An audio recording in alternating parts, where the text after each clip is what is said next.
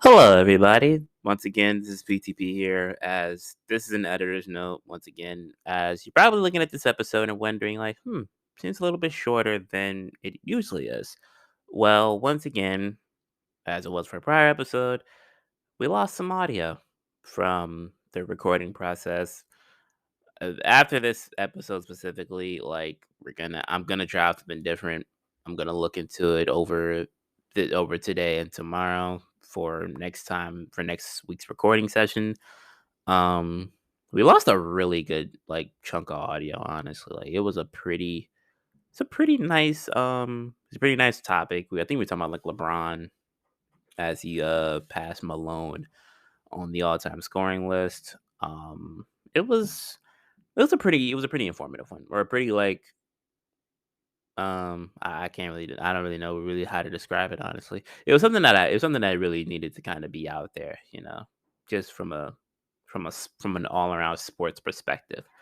But I can't retrieve it. I don't know where it is. Ask the bot that I recorded this through.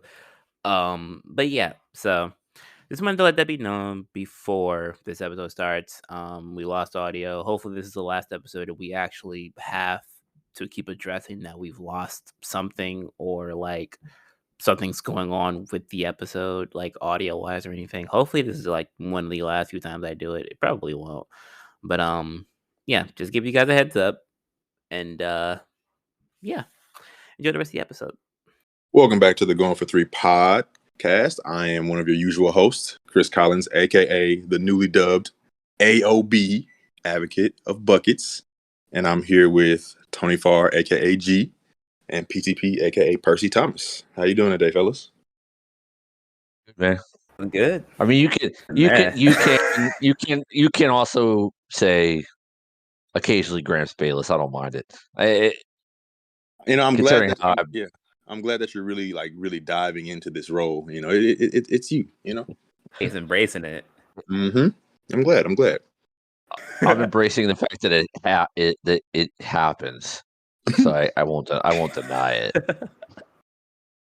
Okay. All right. Well, got a full slate for you guys today. Been some pretty busy things going on in the sports world. We're gonna head over to the NFL first. As you guys know, it's free agency right now. A lot of big moves have happened. A lot of small moves. A lot of sleeper moves too. And we're gonna dive right into it. So, I guess what I would ask first is, what are you guys' most impactful free agency moves of the season so far?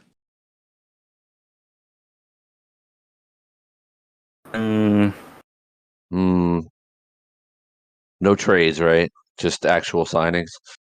I think we can. I think we can include trades. It's all. I feel like it's all a part of the same. We can include trades, yeah. Yeah. I mean, obviously, Devontae. You got to start with Devontae to the Raiders. Admittedly, my opinion. This is not. I don't think this is Bayless territory, but I think the Packers should have got more. But is what it is. I mean, the Packers. It impacts the Packers because they have no weapons. None. I don't know what they're going to do. I don't know what they're going to do, or even if they're going to do. And the talk of them, they'll draft a receiver. They'll draft two receivers. Well, that's fine. Are they going to be Justin Jefferson right out the gate? Are they going to have the rapport with Aaron Rodgers? Probably to not. make up for that. Probably not. But just in a vacuum, Devontae to the Raiders. He wanted to be there. He's with his buddy. They've already got rapport. They played college together, along with the other moves that the Raiders have made. Although I think they need a little bit more with the defense. But I mean, yikes! That division. They filled a big hole though, as far as their corners. Rocky Sin from the Colts trade, I believe. From a Colts trade, I believe. He's all right. Yeah, he's all right. I think it might have been on the Jets. I'm not sure.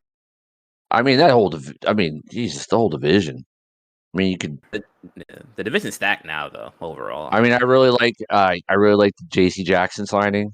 I mean, that Chargers defense is, along with the Khalil Mack thing. I mean, that Chargers defense is gonna be nasty.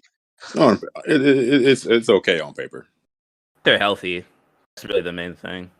Yeah, I mean that'll I mean, play a big role, but I think now they'll have a real pass rush, and they'll be better at stopping the run, which was their weakness last season.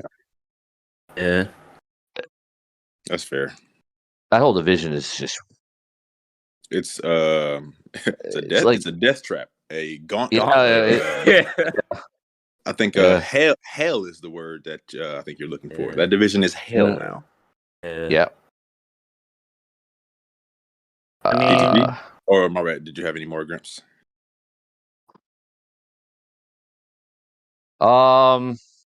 We think. I mean, I mentioned earlier Zadarius.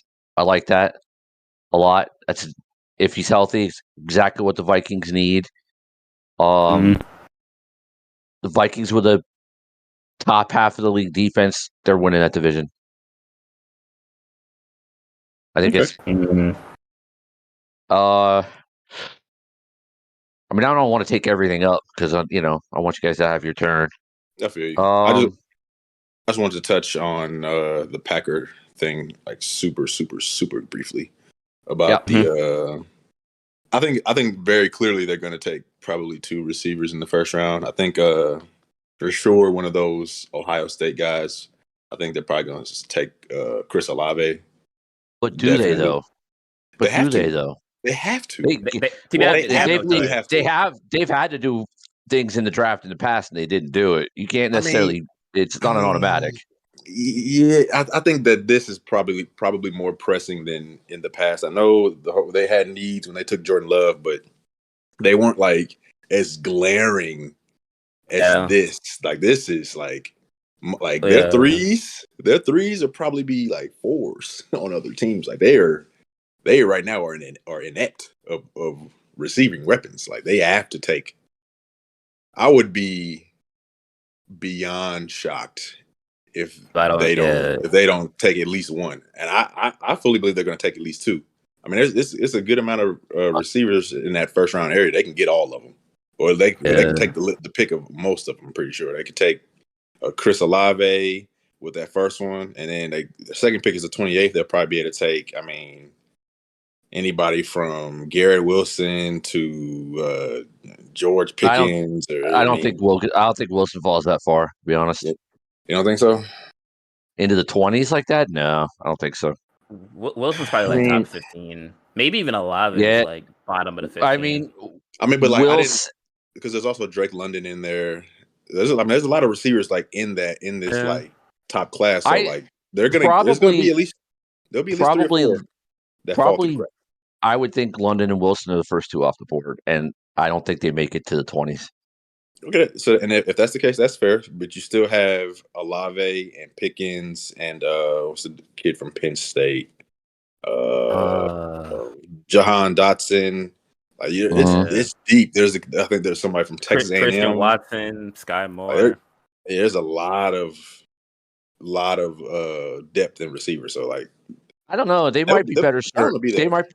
They might be better served drafting one for sure, and then maybe getting a like Jarvis. Yeah, I've been up to say Perhaps, Jarvis. but I haven't seen anything that linked him to that No, but situation. it makes complete sense. The kind of player he is, it makes absolute sense there. No, I Yeah, I mean, agree. I don't think they're I gonna think Cobb's pound. back though. So I mean, they have a veteran like presence Oh, in they the don't. receiving Yeah, core. that. I think Yeah. Cobb's They're back. If I at had this to, point. At this point, you can't really compare the two. yeah, no, But not at all. If I would, No, not to say that Cobb is Jarvis, but I'm saying like as far as like if you mean like as far as like them having like a veteran presence, like if they yeah, but did bring him back, I they would think he have meant I one. mean a more as veteran. like a I mean a veteran on the veteran field, like that who veteran can presence produced on that who can field. play. He can play inside outside. He runs good routes. He gets open. That's exactly. I'm not saying it's Devontae, but that's the kind of receiver Aaron Rodgers needs Yeah, but and would trust that's and would why trust. that's why I said Chris Olave runs fantastic routes, great route runner, control, exactly the type of receiver that Aaron likes. But that's all I wanted to touch on. I just they have, in my opinion, they have to take receivers. But that was it. So Yeah. PTP. What are some moves that you've been eyeing? Uh, at first I really didn't have. No Michigan players. No, I wasn't gonna talk like or whatever. 'Cause, that's like a whole nother time. But I mean, 'cause I was looking through some of the other moves that teams have made, and it reminded me of one of them, which was the Buffalo Bills. Um, all of their moves have been like really that important. Like basically just like filling out depth and stuff like that. Like Roger Saffold, a lot of 1 years more or less. I feel like them getting Jamison Crowder on a 1 year, $4 million deal might Huge. be That's like that's huge. a huge pickup. Yeah, that is very under the. That's going to be an under the radar move. That's going to work out very well for them. I think he's a better version of Cole Beasley. Almost definitely. As long as he's healthy.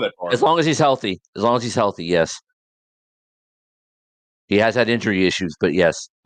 He was getting off with Sam Darnold in the Jets, so. And even like for the little time that Zach Wilson was playing, it still worked out.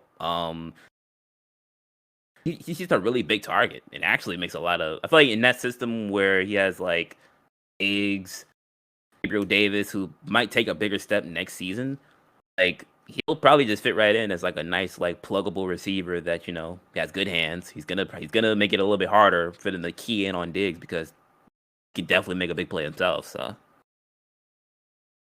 just for like and for it to be on like a prove it deal, like I feel like that's gonna be a year where either he can like get paid bigger by another team next year or come back on like a secured deal for the Bills. Yeah, yeah. I do like that. You didn't talk about the Von Miller with the Bills. Yeah. I feel like in a way, Von Miller is a very, very, very good player. 6 years is outrageous. This deal is crazy. Like every other deal they've made sense, except for this. There's no way he makes it through that contract. But no, it's only no way. Yeah, but only half of it's guaranteed. It's not as bad as it looks. And halfway through, he'll be cut. He'll be cut by the time he's 35. Like he'll probably hit a wall on year 3 of this contract. As messed up as it sounds, he'll hit a wall. So this contract is just wishful thinking to hope that like he's gonna keep up that same like production. He's peaking into like the final years of his career. I mean, this is definitely Buffalo. This is Buffalo. Yeah, this is Buffalo kicking the can down a few years, like seeing a window of 2 to 3 years. Like we think we're gonna win a chip in the next 2 to 3 years. So we'll worry about it then. Yeah, so I feel like if they compete for the next 2 or 3 years, you get at least half of that production out of it.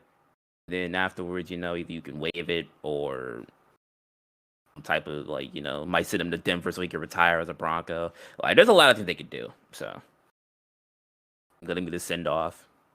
Yeah, I mean the deal on paper. I don't want to make it sound like he's definitely going to still be pretty wildly productive in my opinion. I mean, I don't think he's had under 8 sacks in any year if he's played like all the games. I think so. He has to be. He's still Von Miller, still first in my opinion, first ballot Hall of Famer, Super Bowl MVP, all of that, all of this and that. But the 6 years is just. I mean, I get what Gramps was saying. Like, not all of his, a lot of it's not guaranteed. But even to just be comfortable throwing that out there, 6 years. Yeah, 6 like, years what a straight face, 6 years, $120 million. Like the incentives must be crazy. I'm assuming then. Cause I mean, like on the positive end of it, I mean, as far as like, how he fits on that defense, I mean, like a lot of their linebackers are like hybrids where they're mixed in with like coverage. So I have like a guy that can just like bull rush and create pressure with Hughes and Oliver. Like it adds more like leeway for them to like do more things in coverage because you now have that like for sure rusher that is gonna at least get at least halfway in the quarterback's face majority of the time. And hopefully Russo takes another step forward. He showed some flashes. Yeah. Because as far as like corner wise, like Tre'Davious White, he coming off an injury or did he play last year? I wasn't sure if he got hurt or not. think he was hurt part of the year. Yeah. He didn't. I mean, he didn't play in the Chiefs game. I know that. Yeah. Like I mean, like Yeah, it's like he you was still got hurt for a White, good amount of it. like you Still you got still got the Poyer. safeties. Yeah. Like Yeah. back end really wasn't as much of an issue.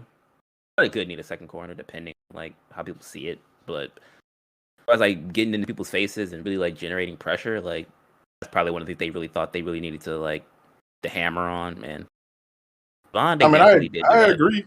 I definitely will agree with them. I mean, the last game I saw them play, Patrick At ample definitely time. he definitely had time. Yeah.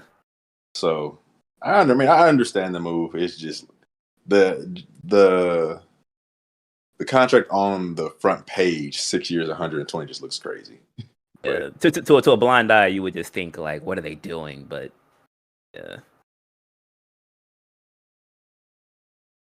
Uh, any more moves you got?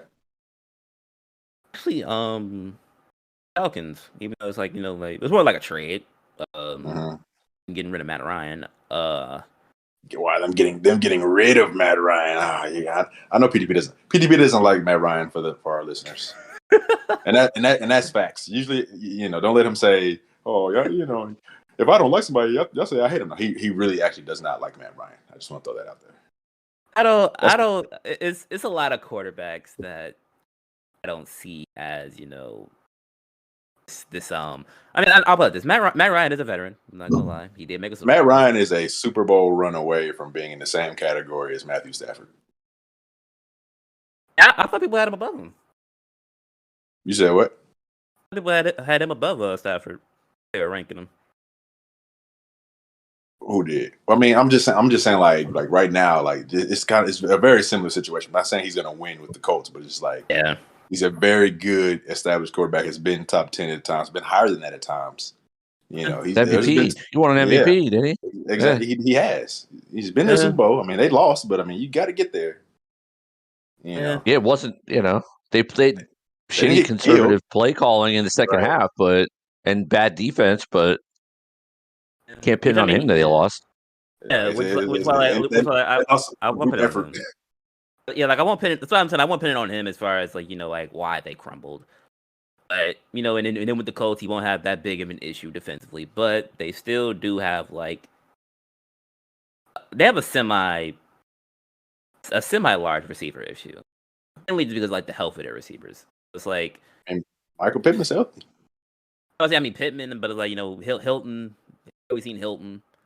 I don't even think he's going. Hilton's a He free might not be agent. back. Yeah, He's a free agent. Free agent. It's Pascal's gone. Pascal's gone. Yeah. They still have Paris, but Paris is really. I don't know if you could put him at like your number 2. I mean, I think you can. I mean, so they're a run first team, so I think you can. Yeah, I feel like at least like the draft they might have to get that one like. It doesn't be like a major receiver, like probably like in the second maybe. Like I feel like they might need to get like a little like little young target, little speedster or something. I was gonna say Doyle retires. They probably need another tight end, unless they sign somebody and I missed it. But they took a Mo Alley, right? Well, yeah, but if they're a run first team, they would probably utilize multiple tight ends. And as far as I know, if Doyle's gone, who else they got besides Mo Alley, who they did keep? But yeah, I mean, they still got some work to do. I'm sure there's plenty of tight end free agents out there that they could sign. I'm fine. I'm totally cool with the move. I just think it for Atlanta eating that much money. Actually, wait, did y'all talk about Mo Alley? Yeah. As far as like that being like their backup, yeah. Well, now their starter, Indianapolis. Yeah, because he resigned, didn't he? Yeah, he can definitely be a starter. But they need somebody. They still need another guy. There's all type of guys around. Jared Cooks, Mike Gesicki's. Actually, no, he got franchised.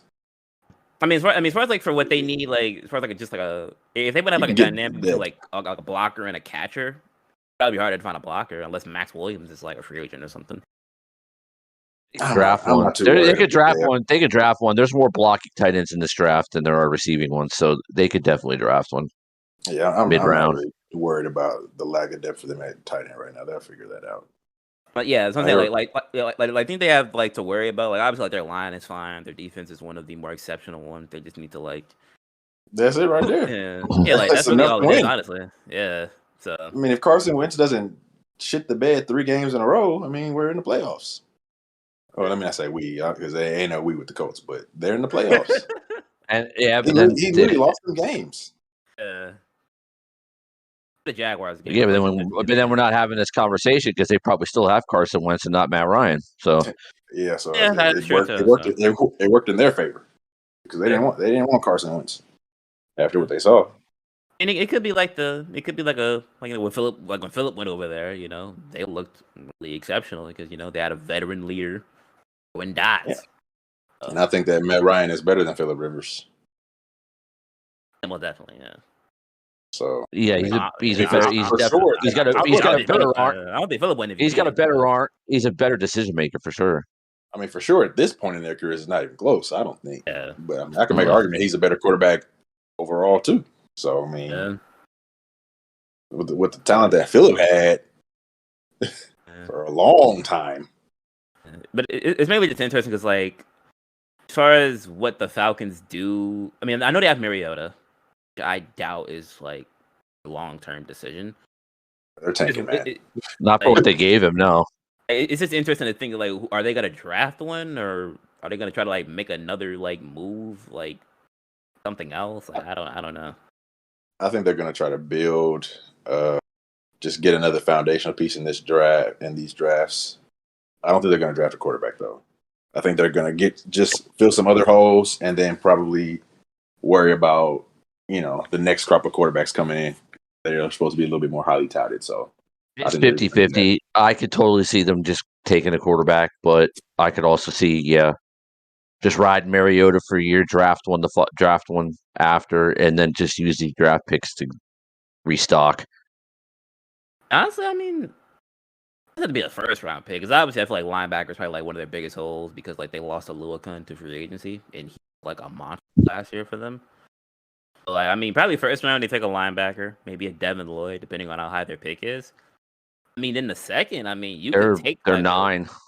They're 9 or 8. They're 8 or 9. Yeah. Devin 8. Lloyd, Yeah. Devin Lloyd should definitely be like around that margin. And then like in the second round, I mean, you can take a flyer on Ritter. You could take Zappy. Like there's still a quarterback you can take in the second that could sit behind Mariota if they still want to, and then evaluate from there. I mean, yeah, linebacker ain't they only need, and quarterback ain't they only need. They need a receiver. They got multiple holes. Yeah, they have nothing right now. They have Pitts. They got Zacchaeus. Pitts and Zacchaeus. So they fuck around and take Garrett Wilson, honestly, at that spot.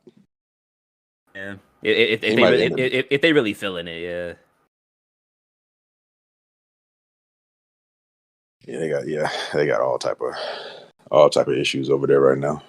Yeah, but like draft night should be interesting because I mean, probably gonna be more trades, and but like I said, even like outside of the Falcons, like a lot of teams just still have holes that you know they could just plug them in the draft. You never know.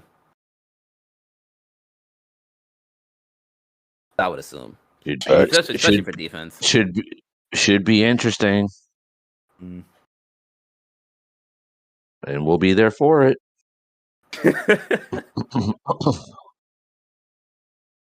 Oh, is it my turn? Yeah. My turn for the moves. All right, man. I've been looking at a lot of different moves. I'm surprised nobody talked about the Allen Robinson to the Rams deal. I was going to, but I didn't want to like hog up all like the major moves. That's all. Okay, I was going to bring it up. Yeah, I think that's huge. You know, somebody on this pod. I'm not going to say who. It will remain nameless unless he wants to step forward and take claim of this. But somebody on this pod was claiming that Allen Robinson was a top 10 receiver in the NFL. So I mean, this move has to be huge, right? So I mean, now you have Cooper Kupp and you have Allen Robinson. You got 2 top 10 receivers on your team. I mean, who said that? Well, It wasn't me and it wasn't you. Okay. So I mean, okay, let me elaborate because you just throwing me under the bus. Okay. There's nothing. Hold on. I'm gonna let you get into it. But before I do, from what I said, there's really nothing to elaborate because that is what you said, and we talked about it. But that's fine. Go ahead. Okay, I'll play this. I would have considered him a top 10 because I think it might have been the context that I was looking at it in. He was in Jacksonville, and even the first 2 years in Chicago, he was literally probably a top 10 receiver. This last season That's true. was Arguable. like this last season was his first down year, and it really wasn't to his fault. It's the fact that Justin Fields had more confidence throwing to Mooney. He did throwing Allen Robinson. He still had a decent amount of catches, but he had more rapport with Mooney. Well, this wasn't his first down year either, but it was his first down year. But I mean, as far as you can honestly say that like he didn't have like he wasn't the number one option this year, more or less. The other year, like Jacksonville was like they were going through a lot of like transfers. Blake Bortles wasn't looking too good at the time. You move stuff around. He was undoubtedly the number one receiver in all his situations. Not Jacksonville for sure. The targets that he was getting in Jacksonville. But Jacksonville was those years in Jacksonville was the reason why he ended up getting the contract he got in Chicago. But even in Chicago, I give you last year. Last season was like the first year where he still made plays, but he might not have been seen as the number one for the quarterback that they had. I mean, regardless of the quarterback, he's still like their best offensive weapon at receiver. So he's still viewed as number one. They just didn't get it. They just wasn't getting it done. But he's still like on that depth chart. They say Allen Robinson at the top. I'm about to say it's kind of like not completely, but like say like with how it was with the Browns, like number one when Odell was still there, it was like it was like probably Odell Landry. Or at like other people like around that vicinity. That was just how that worked. That was how that season worked out. It wasn't to Odell's like fault, but that's just how the quarterback didn't gel with him, or the reasons that I don't even know about. But I mean, I would give you that if the Bears had a reputable other receiver that could vie for Mooney was solid. He's not vying for no number one receiving position on anybody's team. I mean, outside of the Bears, probably not. But as far as for the Bears, he could potentially develop into their number one. I'm not gonna say like he's just like Robinson by any means, but looking at like that Rams signing, I mean, Robinson can still produce. He's not that old. Cup is still one of like best route runners. I believe it's a great signing. Yeah. And that's what I'm saying. I'm just saying, he's not in my top 10. But even if he's not, I'm really just kind of trolling you. He's not in my top 10, but it's not like he's 30th. But he's probably in that 15 range, maybe to me. But I mean, he's definitely a good receiver, Pro Bowl level talent. Behind Cooper Kupp and potentially Odell, or no, well, maybe not behind Odell, but potentially with Odell. Like they're going to make the offense even more scary. I think he's better than Robert Woods, and even if he's not, they didn't even have Robert Woods for the second half of the season. So he's he's adding to the situation that was subtracted from with the injury to Robert Woods. So I think it's going to be huge. I mean, to me personally, I think this might be the year that he reminds people of that be top 10. I mean, maybe I don't know. He could definitely. I wouldn't go that far.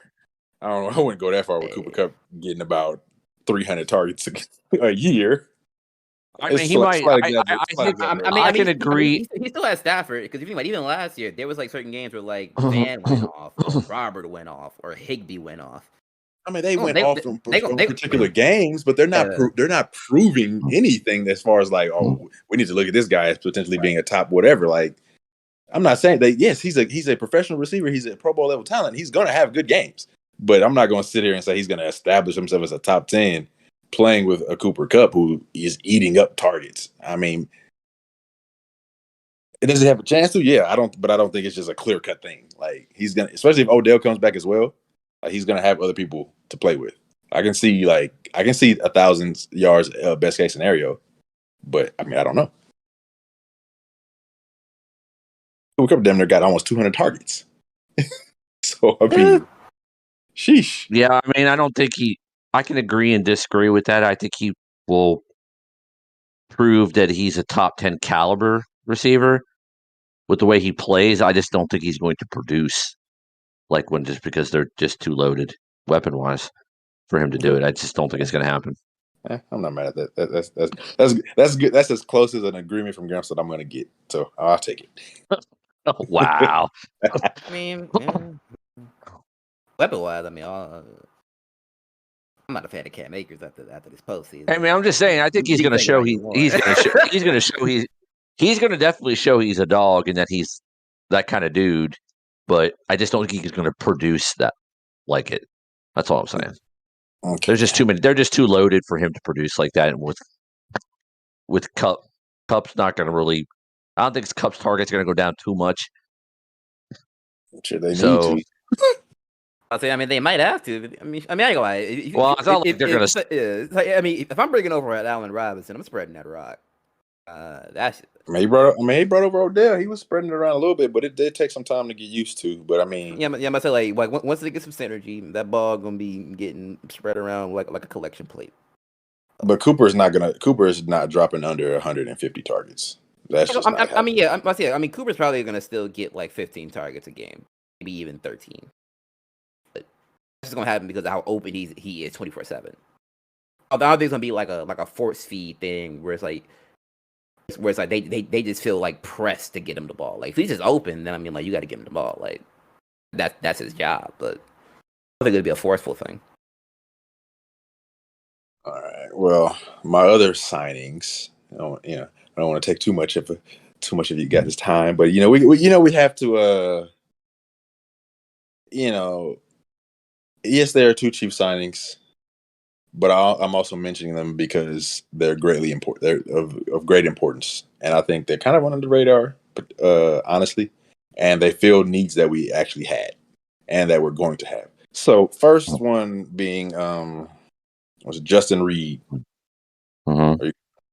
I mean, it's a very important pickup, especially if we do end up losing Tyrann, which I'm still holding out hope that we can retain him. But if not, it's whatever. Justin Reed is a younger player at that position. He has potential. He has upside. He's a quality safety. Yeah, he's a quality safety, and he's still young, relatively. So, certainly not overpaid. Yeah, good contract for us. So I'm not mad at none of that. And if we can somehow get Tyrann back with Reed, and then put Thornhill in like kind of like that Swanson role, now we cooking with grease. That's a fire right there. Anyway, I agree. That would be nice. Yeah. And then the second one for the Chiefs is the Juju Smith-Schuster signing. Now, I don't know how often if I've said this on the pod, but you guys know I've been vying for Juju for a while now. Like I've been saying, let's get Juju. Everybody else is like, oh, he's gonna be making TikToks. I don't care what he does, as long as he gets on that field and catches the ball. I don't care what he does. Hey, if you want to, actually, no, I don't want you to go back to standing on the logos. Don't do that. Don't do that shit. He definitely gonna do that. Nah, he's not gonna do that. He will stand Andy, Andy Reid. Somebody gonna call him into that office. Hey, stop doing that shit. He's going to catch the ball because this is the role best suited for him on a team with a clear number one.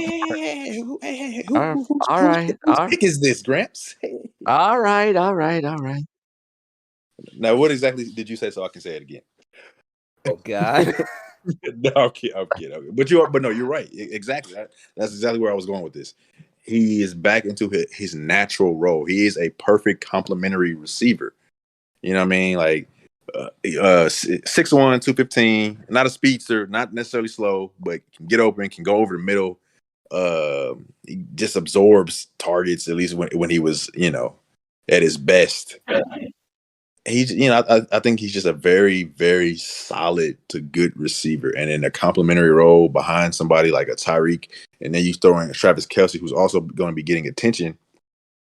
Like Juju should eat. Like I expect 800 to 1,000 yards receiving. We lost Demarcus Robinson, we lost Byron Pringle.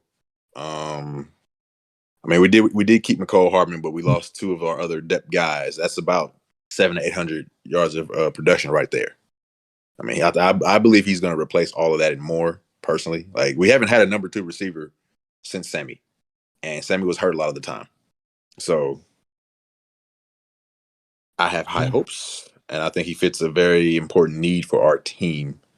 You know what I mean? I feel like he's going to allow teams to not just strictly consistently key in on Travis and Tyreek. Like if Juju can literally like beat teams consistently, like it's gonna mean the world.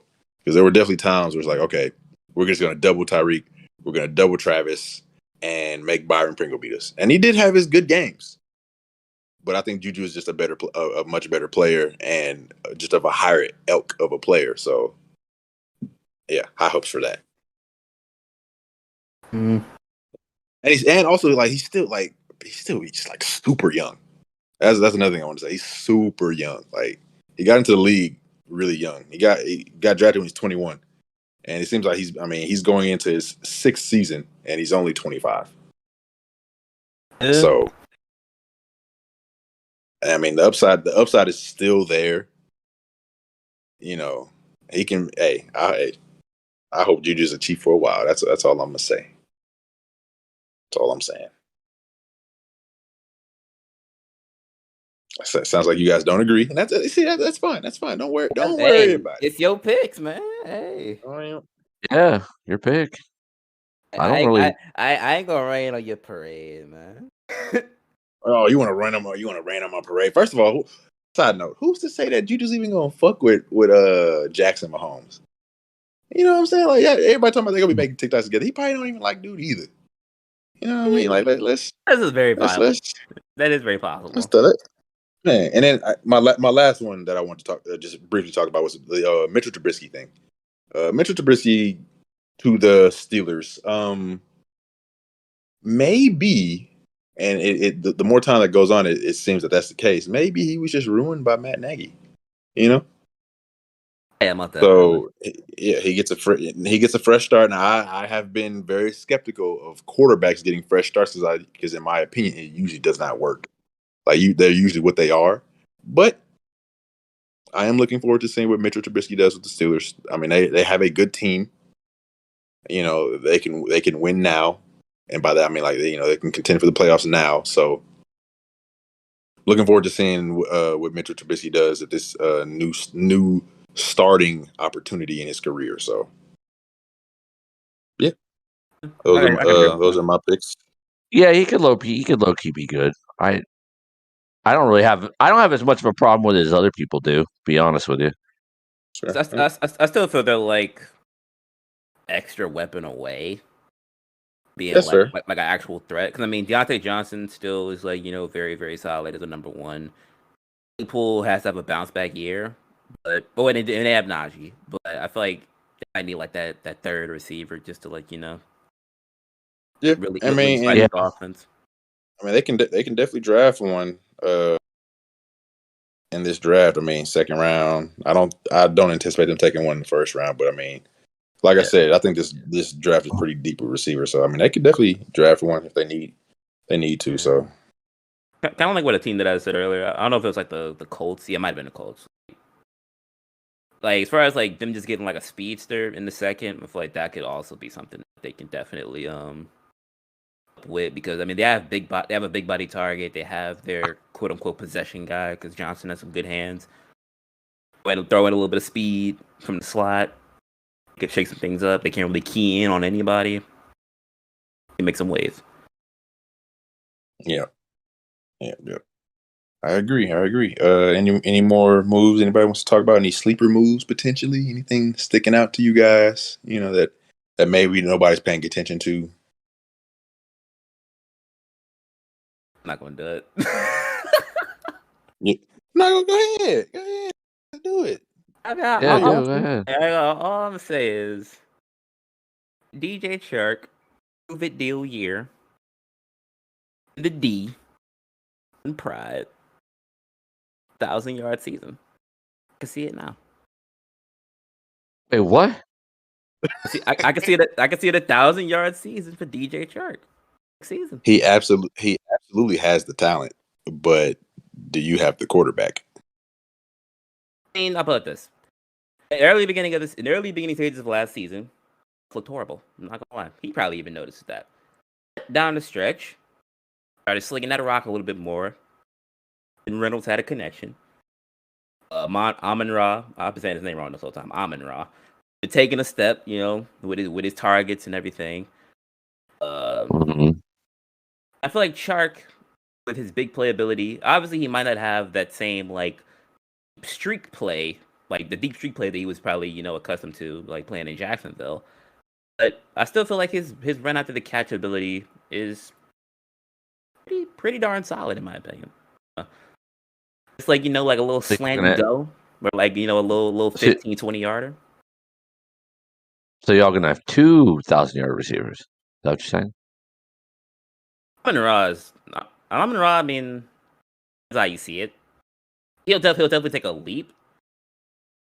I'd probably say like 900 for him. 900. I feel like Chark is definitely probably going to be our number one on paper. So I feel like 1,000 for him wouldn't be too out of the ordinary.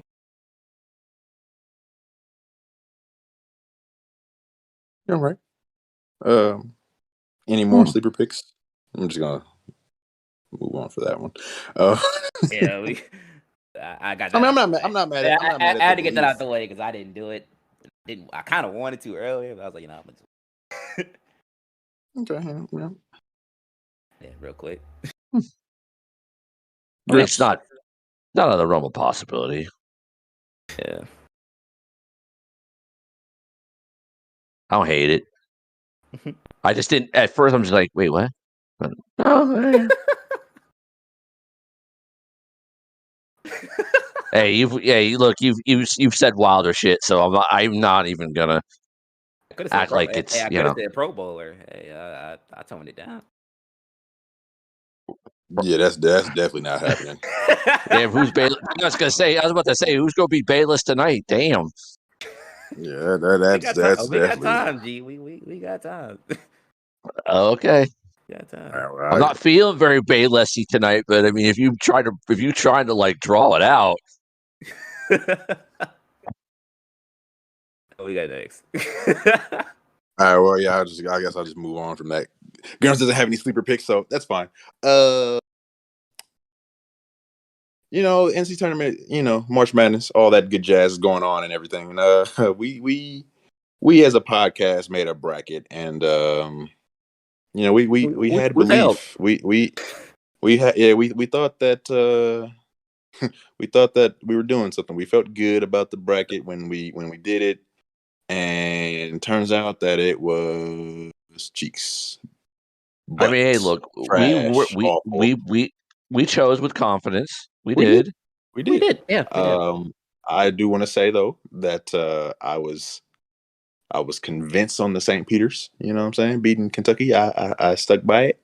I did not have them beating Murray State though. They're playing out of their mind right now. Yeah, I just we just didn't we just didn't hit the nail. Better look next year, I guess. I mean, it was a lot of upsets that I didn't really expect to happen. I underrated North Carolina because I did like them. Yeah, going into this. Yeah. Beating Baylor was not in my cards, but man, No, it was not. Who else? Who else? Iowa losing. Didn't expect that. That game was very Auburn. frustrating to watch. Oh yeah, Auburn getting clapped. I mean, absolutely clapped by Miami. Also another one. Who y'all didn't even think would beat USC, but You absolutely called it. You did, and you even said last episode y'all gonna find out about Miami, and you're right. You're right. They got a trio of guards that are working to precision right now. I think we had Wisconsin winning too. They definitely beating Iowa State. Yeah. So yeah, it was just just not good all the way around.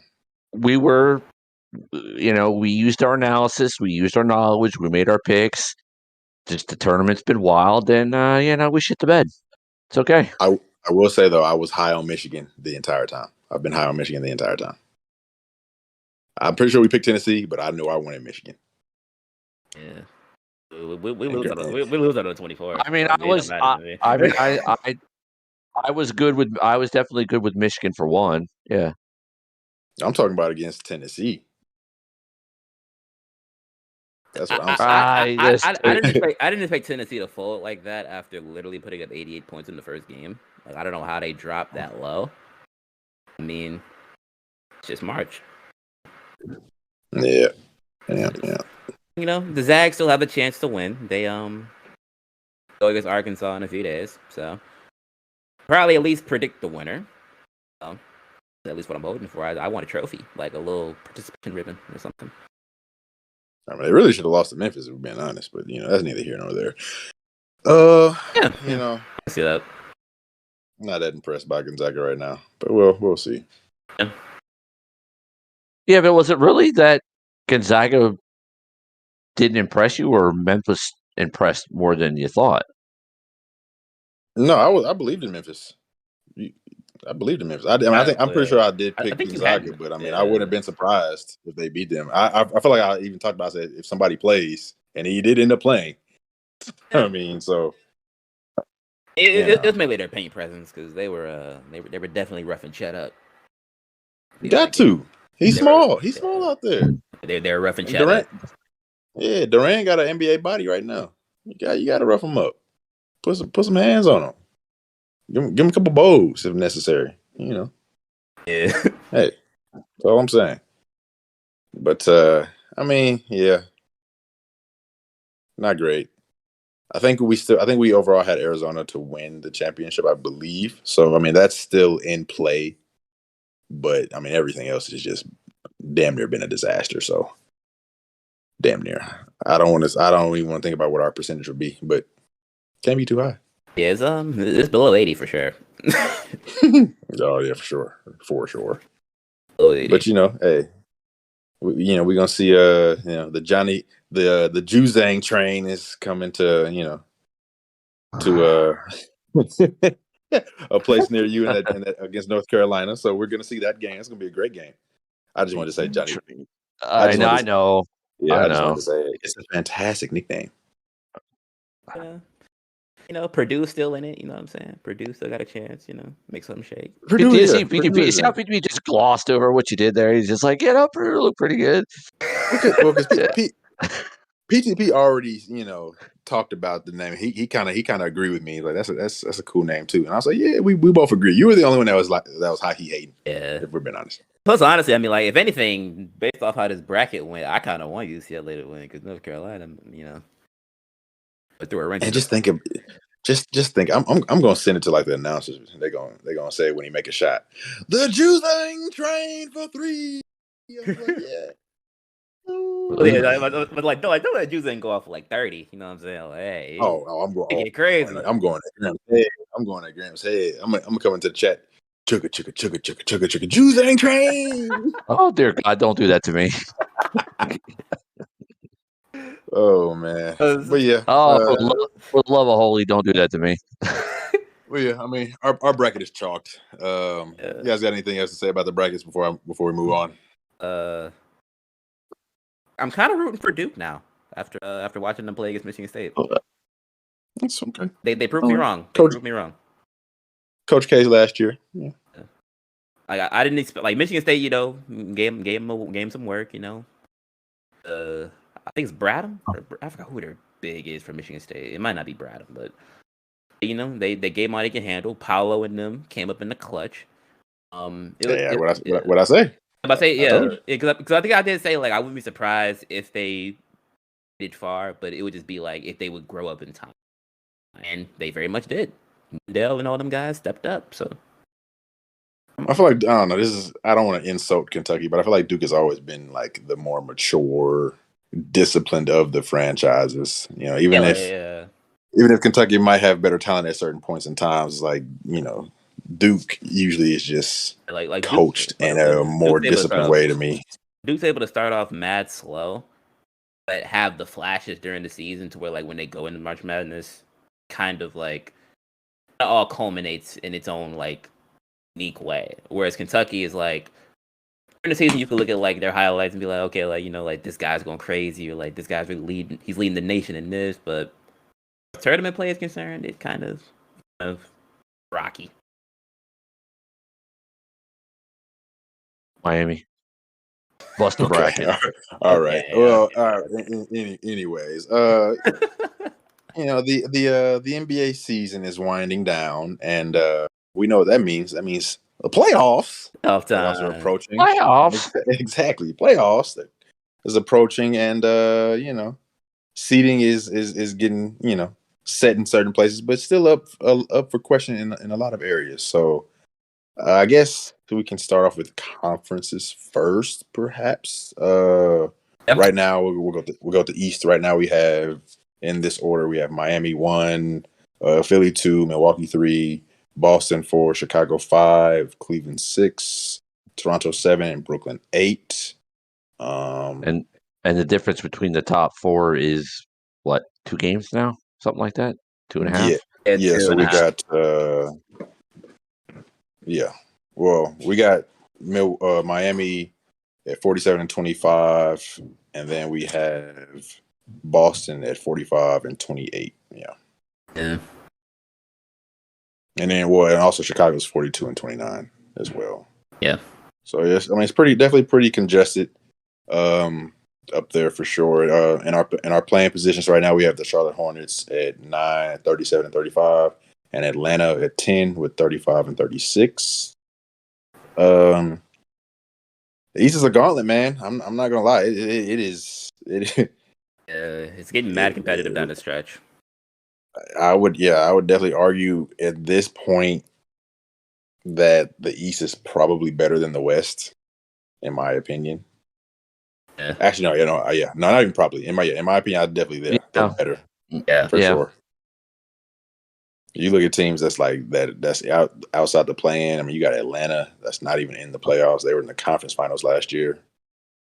You got Brooklyn at 8. Like, come on, man. Like a lot of the lower seeded teams on the eastern side are still like very viable like competitors because they've beaten top teams at some point during the season. Yeah, no facts. I mean, Toronto at 7. I mean, they're going to be a defensive nightmare for whoever they play. Yeah. So they're just a bunch of 6'8" to 6'10" dudes that can guard multiple positions, and especially for the and Bulls, and even. they've been there. Yeah. The Bulls, they're getting healthy. They're Yeah, getting their no, guys back. Like the Bulls are gonna get crazy. yeah, I was gonna say Toronto's playing well at the right time. So That's absolutely true. And then with PTP, what you said, they're getting their guys back. I think Patrick Williams actually just came back. And I know they should be getting Lonzo back, I believe, at least before the playoffs, but I'm not completely sure about that. But I mean, other than Lonzo, I mean, I'm pretty sure everybody's back. Caruso's been back for a while. Patrick, like I said. So yeah. Yeah. Definitely a lot going on over there. Let's see. I guess are you gonna at least mention No, I'm not. that? Anyways, Those You can't do are your guys. Those are your guys. Oh man. You're not even gonna bring up that Boston's the hottest team in the league, right?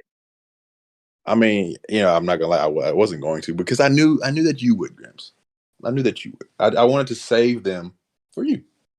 Say that's your boys. I mean, I just You thought, wanted to wait it out. respectfully, you'd bring up that they're the hottest team in the league. They're playing the best defense. I thought you would at least bring it up.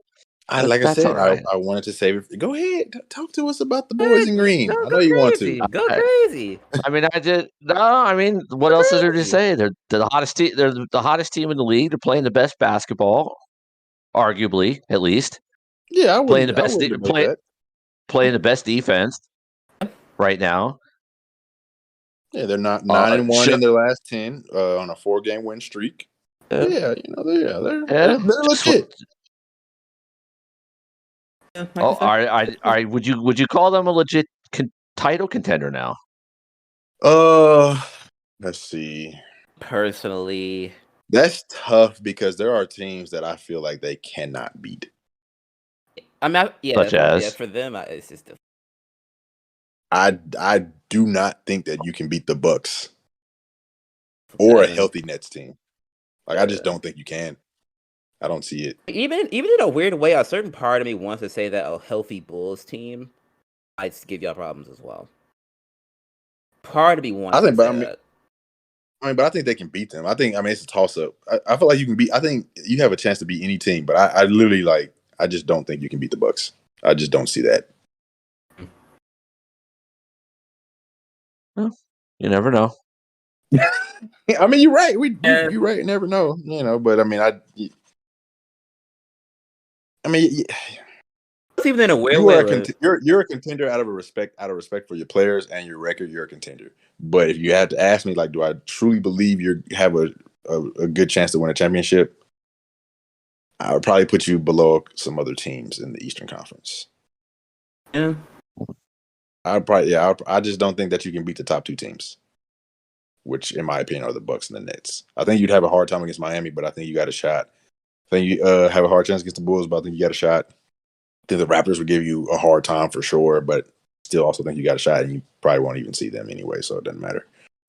But Cavs is also kind of in that same boat. If you do see them, difficult game. I think you probably get through the cast probably in 5-6.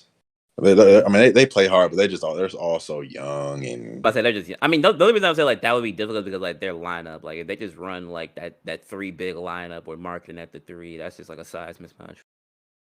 But they're not bangers though. That's the Yeah. thing. So like they're Well, driven by yeah. Darius Garland, and they have multiple bodies that they can throw at Darius. Marcus Yeah. Smart, Jaylen Brown, like he's gonna have his hands full. White, yeah. A lot of. So yeah, I mean, if he's not going off, they're not gonna win, or not even like if he's just not giving them like honestly 20 and 10, which is basically what he averages, damn near close to it. If you're not giving me 20 and 10, the Cavs aren't gonna win. So. Yeah. Yeah. I mean, overall, I mean, But look, plus the Sixers beating coming off beating the Heat without Embiid or Harden. Like I think was it yesterday? Might have. I think either yesterday or 2 days ago. Yeah, it's like coming out of that. I mean, I feel like even though the Celtics have the streak, that was like a big game as far as like the Sixers to say that like they're not like a joke, more or less. I mean, not to say that they were a joke, but as far as like some people was like might have been talking about Harden's consistency or like they win if Embiid doesn't give them 30. Like they proved it against the number one team in the conference. So. I mean, yeah, because Embiid was out. Somebody has to take the offensive share. But if I'm the Celtics, I'm not really worried about the Sixers. Like, yeah, Embiid's going to get his. That's just a fact.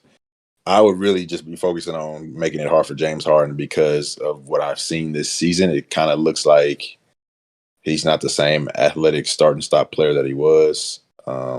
So he's just his baskets are so difficult. Step back threes. Yeah, he doesn't. It's like if you do like the Nets and you rattle him, like throw two bodies at him, really get in his jersey, like he's not really much he can do with it. I mean, if he's off his shot, that's just what it's going to be. Sometimes I'm not saying he can't still get to the rim, but it's not at the consistent basis that it was. It's not the same. It doesn't look like the same unstoppable offensive force that he was. I mean, because if Houston James Harden was with this Joel Embiid, Lord, yeah, we would see it. But right, it just honestly ever since really since he got to Brooklyn and in that hamstring injury, it doesn't look the same. And yeah, he's a little older, so I get it. But I mean, it's just two of them. And if the Sixers have to rely on Maxey in the playoffs to be, number 3, the second leading scorer, I mean, if he's number 3, he's having a great series because they pay Tobias to be that. But I mean, I'm sure Tobias knows it now. But his entire game is going to be sacrificed. He won't get any. He's struggling with them right now. Because he's not a shooter, he's a scorer. I'm not going to disrespect him. I'm not saying that they're the same player, but it's very similar to like the Kyle Kuzma thing. Like Kyle Kuzma's not a shooter, he's a scorer. You have to let scorers like cook up a little bit, give him some possessions to take some mid ranges, get in the post. Like you have to let him operate. But like with James Harden, who does not play off the ball, although he's been slightly better in Philly, but he just doesn't largely. You're going to minimize the bias, and then with James Harden not being the same player that he was, at least by the looks of it, it's just putting a lot of pressure on Joel. And Joel can get 30 and 40, and they can still lose by 10.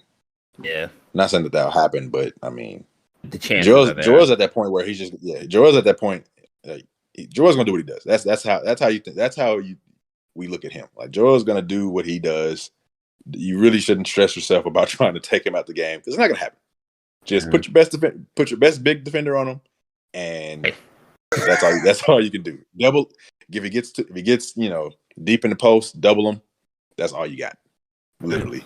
So, but yeah, I don't fear the Sixers right now from what I've seen. Now, when he first got there, I did, but not right now. I can see that. Long story short, though, at the end of the day, what all this comes down to is the Boston Celtics are not beating the Bucks. That's basically all I'm saying.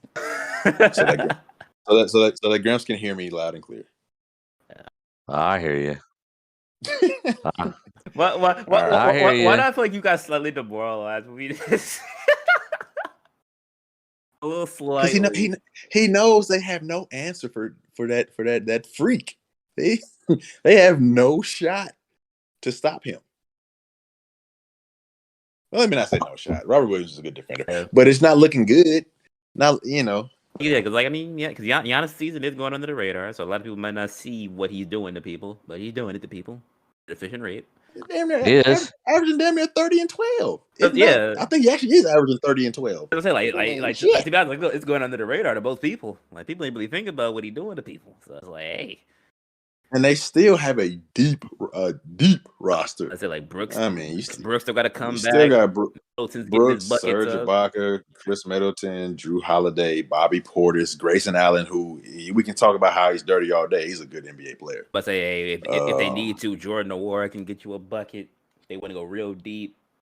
I ain't gonna go that far. I ain't gonna go that deep. The O'Wara's a bucket. I ain't gonna go that deep. He probably ain't. He might not see the light. He might not see the court. Potentially, man. You need me, but the bucket. I mean, if necessary, yeah. And they're the reigning champs, so I have to give them that respect as well. Very much, very much so.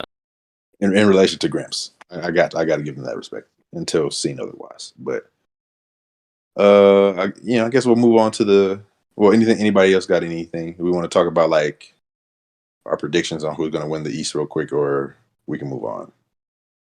You guys want to give a quick prediction potentially? I got like one question more or less, because obviously like them losing to the Sixers might not be that big of a deal like down the stretch, but since the margin for games back is so relatively small, you guys think that the Heat hold on number one? I mean, I know. Here's the thing. If I was them, I wouldn't want to hold on to number one. But I know the Heat and their whole organization and their whole mentality, they're not afraid of nobody. But I wouldn't want to play the Nets in the first round. I'm just going to throw that out there. But also the Sixers don't either. That's why they rested Joel Embiid high key, and they still ended up winning. Yeah. On the outside, they were happy. But on the inside, it's like, fuck, we got to play Kevin Durant. No, the players were ecstatic. They're like, oh, yeah, Max going off. Management and all that. They're like, fuck. They don't want to play the Nets in the first round. They just got clapped by them boys. KD's talking shit to everybody right now. I don't think anybody wants to see KD. You got Kyrie Irving locking James Harden up, and I've been a defender of Kyrie defensively in his career because when he tries, he can play. He's locked in. Shit, I mean, I didn't expect that. They got killed, so they don't. I wouldn't want to see them. Patty Mills locking up James Harden with James Johnson. Yeah. And we get past Kyrie and KD, and you still got Patty, you still got Seth, you still got Dragic and shit. I mean, you got Claxton, still got LaMarcus. Low key. Well, yeah, they got some interior bangers. So I mean, I wouldn't necessarily be wanting to hold on to that, but I mean, Miami, like I said, they're not afraid of nobody. So, and they match up defensively well with shit, damn near everybody. So. I'm actually everybody. Even the Bucks, low key, like they got some bodies to throw on them. Bam is a really good defender of Giannis, so for sure. Any thoughts? As far as like whether I think they should want to keep the number one seed? Of like I don't know if G said anything yet. No, he's in a corner being sad about his Celtics. Eastern Conference Finals, Bucks Celtics, Bucks in 7. Okay. Wow. That's why you were sad about it, because you knew. I could be objective, you know. What is okay? So let's see. So if how it's currently right now, the Nets would play the Heat, and then who if Brooklyn wins that 1-8 matchup, who would they play the winner of? 4-5. Celtics and Bulls. Okay, Really? 4-5, and then Well, okay. I don't because I don't. I think at the pace things are going, and as weird as the top is, I don't think the Celtics are going to finish 4th. So think y'all get You higher think they're gonna than be 4. higher? I think they're going to finish 3rd, probably. Yeah, Third, okay. yeah. So I'm basically saying, like, do the Nets and Bucks meet before the conference finals? If that was the case, You're assuming that the Nets win in the first round, then yeah, they would meet in the second round. Yeah. I'll Or probably. no. It'd be hard for them to meet in the conference finals because they'll No, be on the they same would. side of the bracket. No, I think Milwaukee's going to finish first, and Miami's going to finish second. You think Milwaukee gonna finish first? Okay. Okay. I mean, Yeah. they are. They are the second, I guess, hottest team in the East behind you guys, as far as like their last 10 games. They're 8-2. Yeah. That's fair. I think Philly will finish have to get 4th. smacked for like the rest of the So season to fall from 1 though. That's what makes it difficult to see. It would make it I mean, difficult to see. I wouldn't necessarily say that they're 2 and games also ahead.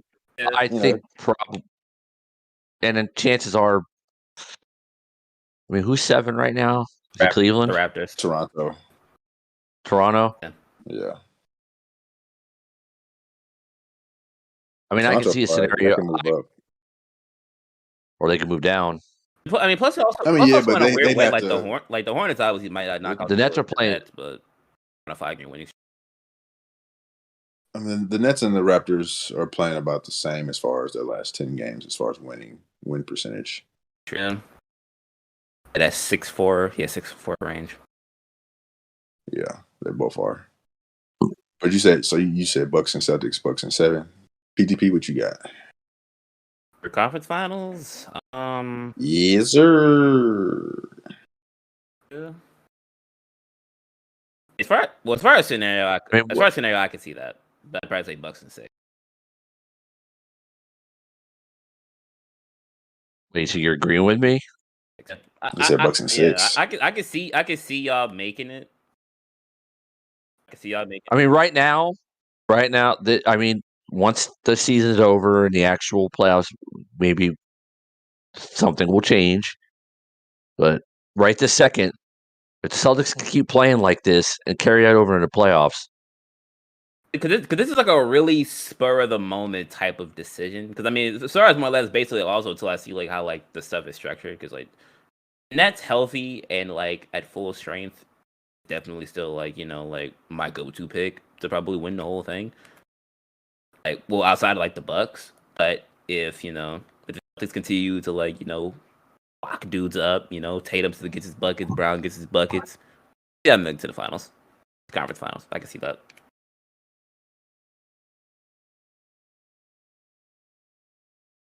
Mr. Buckets. Um,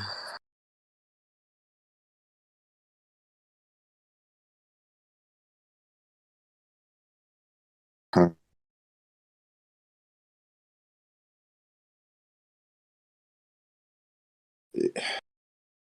So are you currently right now? You said the Nets and the Bucks can't meet in the conference finals, or they can. Well, I'm saying they won't. So I think Well, I'm saying there's they. possibly a I'm chance. saying they There's will. possibly a chance of it, depending on where the Bucks finish. I'm I'm saying they will, and I got the Nets and 7. Nets and 7. KD gets past Giannis in a hell of a series. Nobody plays bad. There's no shame in the losses. Giannis averages shit damn near 40. probably. KD And this is probably damn near 40. under the current conditions that Yep. Kyrie can't play every game. Yeah. It is. Wow. I mean, Kyrie didn't play half the games in the last series and still went to 7. And KD loses because his foot's too big. not behind the line. Yeah. So I mean, and this team is better than that team.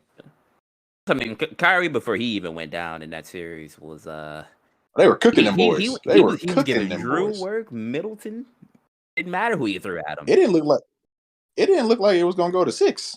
Yeah, like before he got hurt. Yeah. I mean, they looked shook. It's like even with him missing those few games, still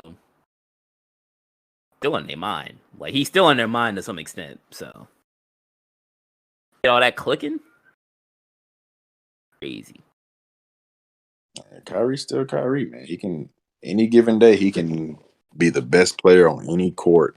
Yeah. So, Western Conference. We'll move right on to the Western Conference.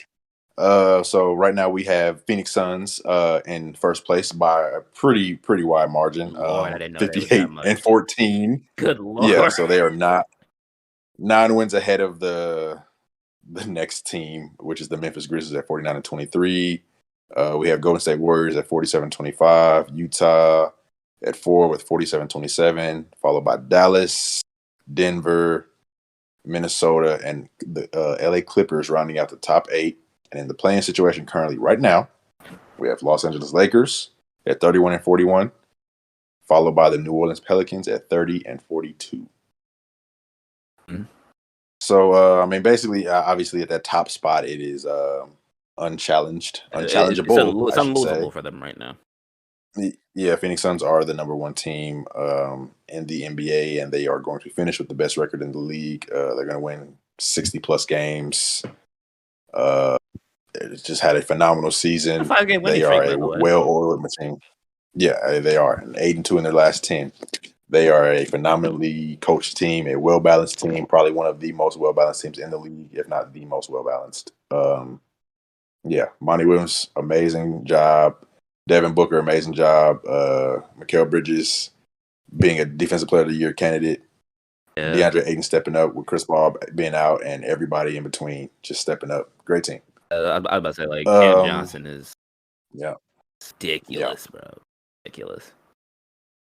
Yeah, they are the real deal. I think I gotta be honest, I feel like they kind of took last year all that chirping and talking about how, they only got there because of injuries to certain players.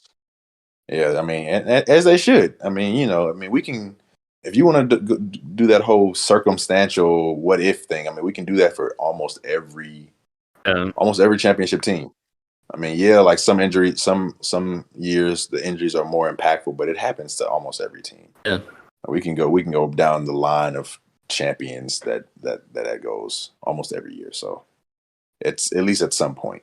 So I don't want to hear that. You can only play who's in front of you, and they did, and they succeeded by getting to the finals. Yeah. So yeah.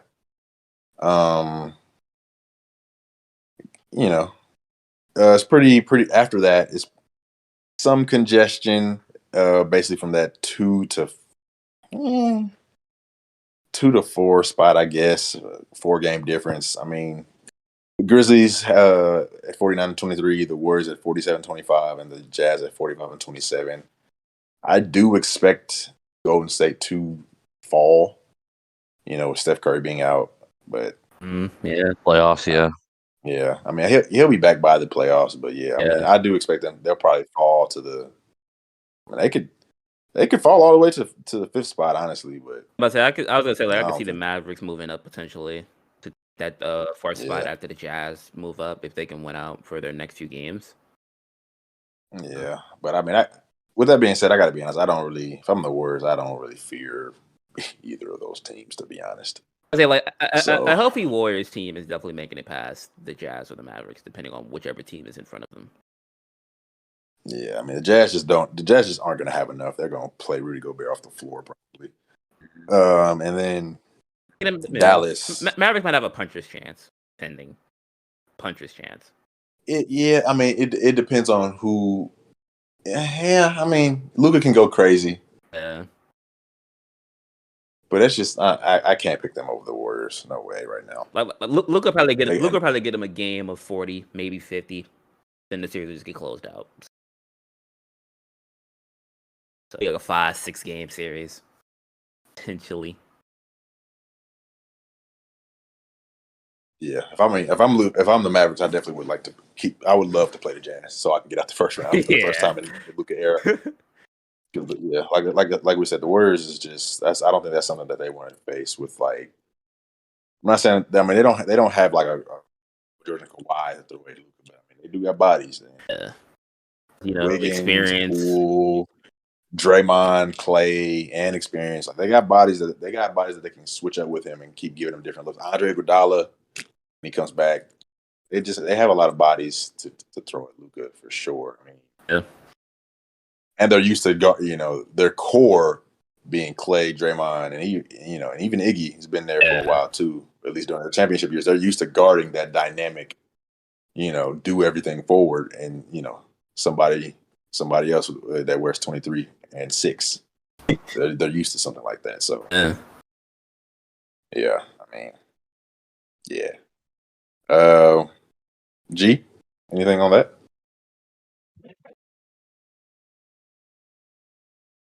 The West is a mess.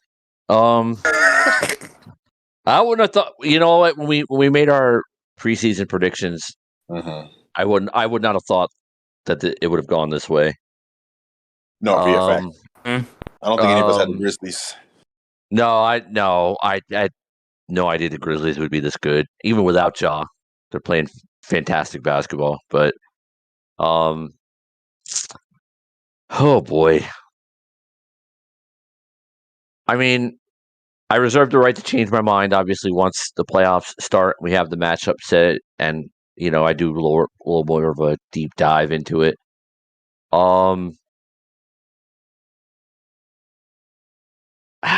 Suns and Grizzlies. Suns for sure. Suns are making the finals.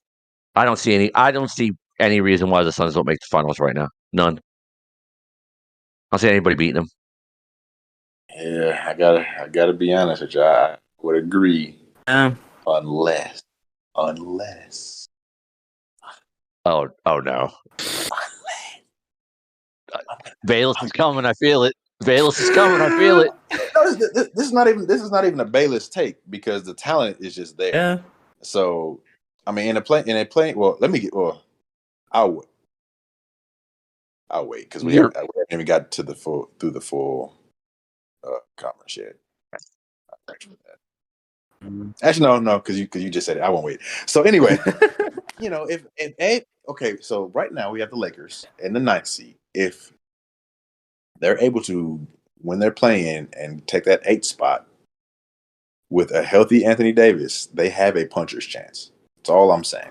A team with LeBron James, AD, and whatever you guys want to say, with Russell Westbrook, the talent is still there. Yes, they have not figured it out. Russ has definitely been playing better as of late, and obviously LeBron is going to do what LeBron does. So, I mean that to me still matters. I'm not gonna in any given game, LeBron is gonna have a chance to win it. That's just how that's gonna be. So, in a playoff situation, everybody's locked in. He's locked in on your team. He can make adjustments. I mean, yes, their defense is bad. Yes, we know this, but they have a puncher's chance. Yeah. Shit, they probably have the most puncher's chance. I mean, maybe the Warriors. And apart from the Lakers, I would love for the Suns and the Warriors to play so Chris Paul can beat Steph Curry. because like if we're being honest, they've had playoff battles. Oh, yeah. No one wants to talk about when Chris has won, but Yeah. the first time Chris Paul at the Clippers, they had a 7-game series. I want to say 6 or 7. The Rockets matchups with him and Harden and yeah, seven. Yeah, when Chris Paul was healthy that first year, 7 games. The next year, I mean, it only went to 6, but still, they have had battles and they have hooped against each other. Chris Paul shimmying on Steph Curry. Yeah. Great. That's great basketball. Steph Curry, ultimately getting the better of Chris in that matchup. Yeah. But I mean, two top 5 guys at their position, inarguable. I say top 3, but Yeah. top 5 in my opinion. No debate in my opinion. But I know some people won't put Chris there, but that's fine. But yeah, two of the best guys to ever lace them up at their position, going at it, and they're both top. Top in the conference. Would love to see it. Got to see it. But yeah, Yeah. Lakers definitely have a puncher's chance with the Suns. But I mean, overall, I do agree with Gramps. Suns definitely, they're playing inspired basketball. Like you said, coached exceptionally well-oiled machine. So yeah. I don't want to throw in a wrench. I ain't gonna lie. Maybe I'm in the March Madness spirit. I don't know, but Shit, ain't no March Madness in the NBA. oh yeah, I 4 mean, games, dog. most cases, like I mean, obviously, it's not 2 quarters, it's 4. 7 games, all that stuff, but potentially. But I do want to look at 7 and 8, and the Timberwolves and the Clippers. Now, might not be as much for the What's it? Timberwolves.